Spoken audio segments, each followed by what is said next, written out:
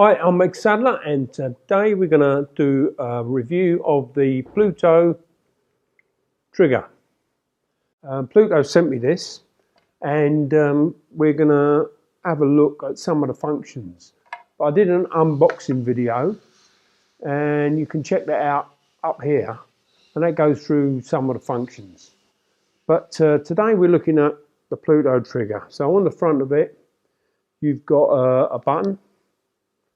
On the side, you've got auxiliary, you've got a mini USB for charging, and there's another one there to connect to the camera.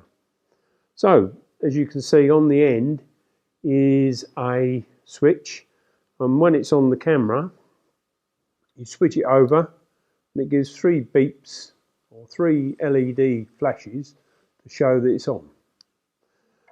Also in the kit came this device here, because there's a tripod mount on the bottom, and so this will screw in, and that allows you then to put this on your camera hot shoe. So you can have this on your camera hot shoe and linked up with the camera.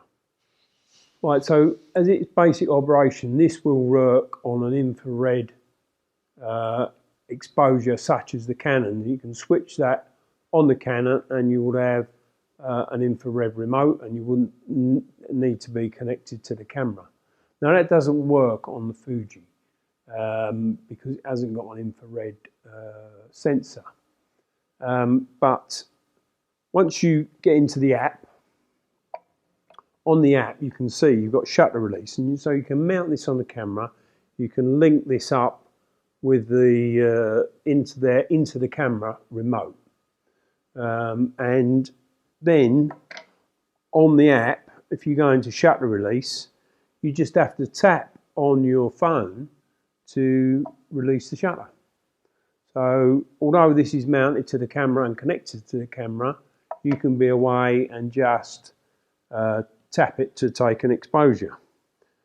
Next one up is a time-lapse. Now the time-lapse is an intervalometer.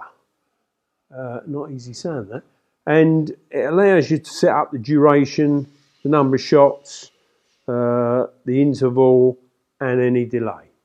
So really, we tried this on the Canon and it worked wonderfully well. And once you set that going, then you don't need your phone to operate.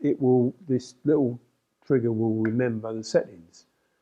And we stopped part way through, changed the settings, started again, and you can do that all from your phone. So the next one up is HDR.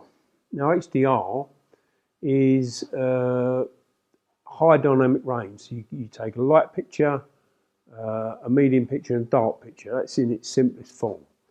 This allows you to take up to 19 pictures, and allows you to go from a third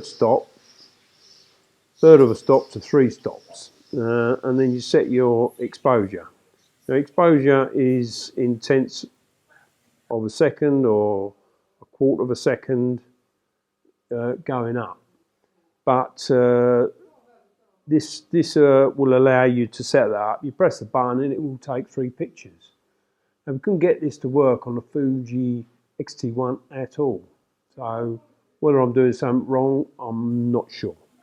So we're next on to the star trail, which again gives you the number of shots, gives you exposure, because you set your camera on bulb, and gives you a gap, and it also gives you any delay.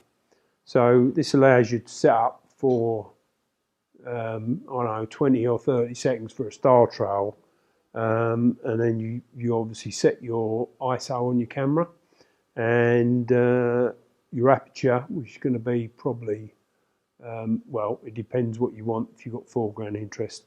But you press the button and that takes over and goes away. So next one down is video.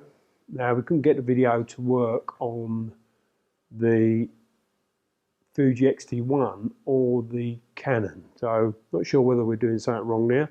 Next one down is a timer, and allows you to start timer and have a countdown before you take the picture. We've just made a short time lapse using the Pluto Trigger over on innerlightuk.